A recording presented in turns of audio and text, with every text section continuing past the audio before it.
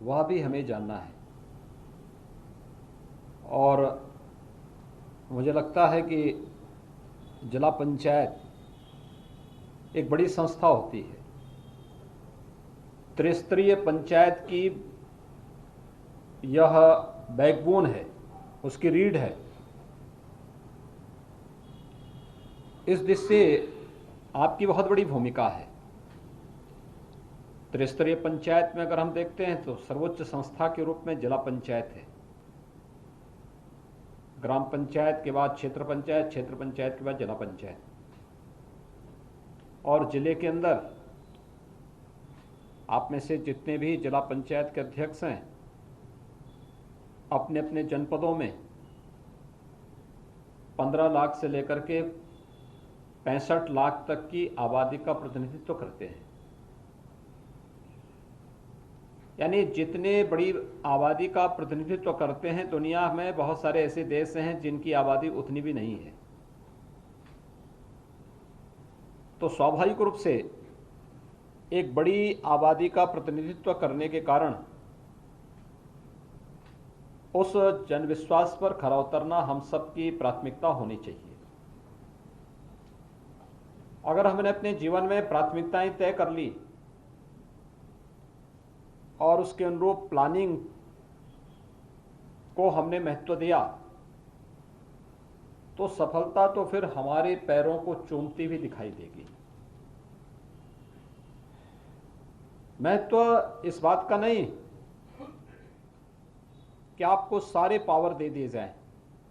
महत्व ये कि जो पावर आपके पास हैं, उस ताकत का इस्तेमाल आप उस जनविश्वास को बनाए रखने में किस रूप में कर रहे हैं, इसका है। आपने देश को बदलते हुए देखा होगा। ये राजनीतिक मंच नहीं है, लेकिन जहां अच्छा होगा वहां में उस अच्छाई को स्वीकार करने की आदत भी डालनी होगी। 2014 के पहले देश के अंदर स्थिति क्या थी? एक अविश्वास का वातावरण था, लोगों में भय था, पता नहीं क्या हो जाएगा। रोज एक नई भ्रष्टाचार की कथा देश के अंदर देखने को मिलती थी। वैश्विक मंच पर भारत का सम्मान लगातार गिर रहा था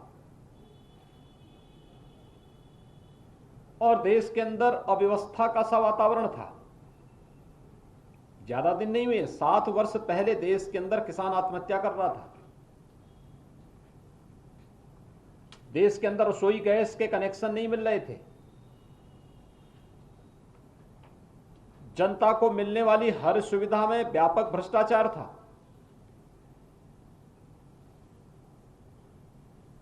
और इस सदी की सबसे बड़ी महामारी के दौरान जितनी सुविधाएं और जितना कार्य हो रहा है, सामान्य दिनों में भी 2014 के पहले उतने कार्य नहीं हो पाते थे।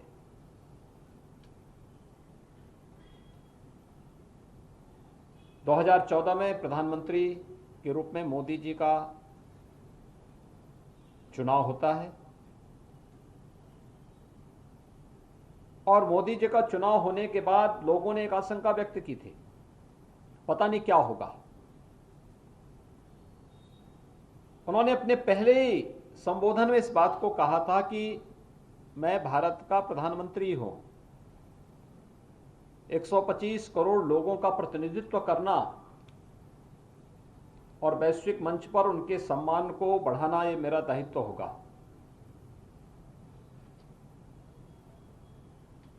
और उन्होंने उस समय कहा था कि मैं देश की योजनाओं का आधार किसी व्यक्ति, किसी जाति, किसी मत, किसी मजहब, किसी क्षेत्र या किसी भाषा को नहीं बनाऊंगा। इसका आधार बनेगा गांव, गरीब, किसान, नौजवान और महिलाएं और समाज का वह तबका जो अपने आप को अब तक असुरक्षित और असहाय महसूस करता था। 2014 में प्रधानमंत्री मोदी जी के द्वारा कही गई ये बातें उनकी एक एक योजना में झलकती हुई दिखाई देती है। एक सामान्य व्यक्ति उस समय जिन लोगों को जमीनी हकीकत की जानकारी नहीं, लेकिन दुर्भाग्य से वो पॉलिसी मेकर थे, देश के अंदर पॉलिसी मेकिंग मेकर के रूप में जाने जाते थे, वे लोग टिप्पणी करते थे उस समय एक एक योजना पर।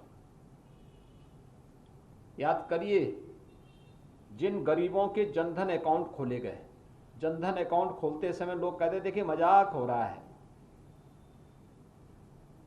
सरकार ने तो कहा था 20 लाख रुपया देंगे और केवल सादे खाते खोले जा रहे हैं। भाइयों बहनों, ये जनधन के अकाउंट नहीं होते तो क्या इस कोरोना महामारी में इन गरीबों को हम बचा पाते?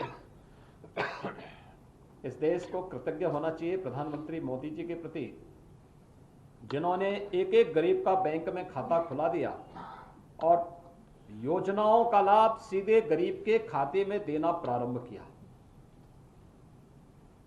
जनधन अकाउंट केवल एक अकाउंट नहीं है, शासन की पारदर्शिता का आधार बना है। एक गरीब को मिलने वाली शासन की योजना कैसे उस तक पहुंचाई जा सकती है, आज उसका माध्यम बना है। और आज आप देख रहे होंगे कि अगर शासन 1000 रुपया भेजता है तो पैसा 1000 रुपया ठीक उसके खाते में जाएगा, उसमें एक पैसा भी इधर उधर नहीं होगा। इस शासन की पारदर्शिता, इस शासन की जनविश्वास का प्रतीक बनता है। गरीबों के लिए मकान बनने चाहिए, क्या किसी का चेहरा देख करके? नहीं। किसी की जाति, किसी का मत, किसी का मजहब देख करके नहीं। जो भारत का नागरिक है उसको शासन की योजना का लाभ मिलना ही चाहिए, विकास की योजना का लाभ मिलना ही चाहिए। हम लोकतांत्रिक व्यवस्था में रह रहे हैं, हमें उसकी भावना का सम्मान करना ही चाहिए। स्वच्छ भारत मिशन के अंतर्गत हर गरीब को शौचालय उपलब्ध करा देना, देश के अंदर 10 करोड़ ऐसे लोगों को ये शौचालय की सुविधा उपलब्ध कराना, रसोई गैस 2014 के पहले, इस रसोई गैस में से आप में से बहुत सारे लोग ऐसे होंगे जिन्होंने स्वयं भी लाठी खाई होगी या लाठी खाते हुए देखी होगी। आज के इस प्रशिक्षण शिविर में हमारे पूर्व 2 सांसद हैं, दोनों मेरे साथ संसद में सांसद के रूप में कार्य किए हैं। श्रावस्ती से श्री दद्दन मिश्रा जी और जालौन से श्री घनश्याम अनुरागी जी, ये दोनों संसद में मेरे साथ रहे हैं और इन्होंने स्वयं अपनी आंखों से इस चीज को देखा है कि रसोई गैस के सिलेंडर के लिए 2014 के पहले कैसे लाठियां बरसती थी। लेकिन आज लाठी नहीं, आज हर गरीब के घर में जाकर के गैस एजेंसी का संचालक रसोई गैस का फ्री में कनेक्शन उन्हें उपलब्ध करवाने का कार्य करता है। ये चेंज है, ये परिवर्तन है, यही नया भारत है, ये बदलता हुआ भारत। हर एक क्षेत्र में कार्य हुआ है, हर एक क्षेत्र में कार्य हुआ है, हर एक तबके के लिए कार्य हुआ है। उस कार्य को समझने, उसको जानने, आप किसी बड़े बुजुर्ग से बात करिए, 80 साल 90 साल जिनकी उम्र होगी, उनसे पूछिए, उनके समय में महामारी नहीं थी, लेकिन उनके जो पूर्वज थे, उनसे बड़े पूर्वज थे, उनके जो पूर्वज थे, उनके दादा, उनके पिता, उनके दादा, उनके नाना, उनसे पूछिए 1919 में एक महामारी आई थी, 2.5 करोड़ लोग मरे थे उससे दुनिया के अंदर। तब आबादी देश की इतनी ज्यादा नहीं थी, दुनिया की इतनी ज्यादा नहीं थी, भारत की आबादी भी इतनी ज्यादा नहीं थी, और उस समय 2.5 करोड़ लोग मरे थे। बीमारी से ज्यादा मौतें हुई थी भूख से। आपने देखा होगा मोदी जी ने कोरोना महामारी में देश के जीवन को ही बचाया और हर व्यक्ति के जीविका को भी बचाने का कार्य किया है। तब सरकारें नहीं पूछती थी, आज सरकार लगातार संज्ञान लेती है एक एक योजना की, एक एक कार्यक्रम की, एक एक अभियान की, और मुझे लगता है कि आपकी कार्य पद्धति का आदर्श और प्रेरणा